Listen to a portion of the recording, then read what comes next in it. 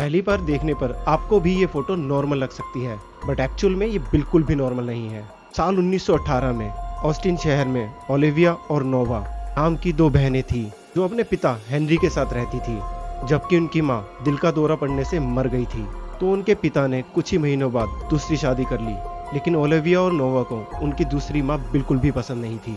वह दोनों ना तो उनसे बात करती और ना ही उनका बनाया हुआ खाना खाती।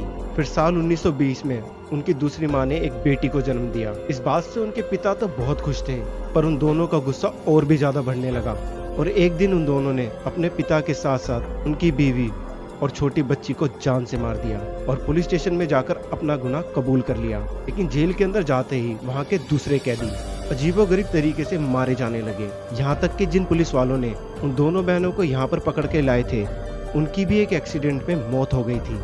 आखिर में उन दोनों को जब फांसी की सजा हुई तो मरने के बाद भी वो दो बहनें कई सालों तक जेल के अंदर घूमती हुई दिखाई दी और इसीलिए ओलिविया और नोवा की यह कहानी अब तक की सबसे खौफनाक कहानियों में से एक है।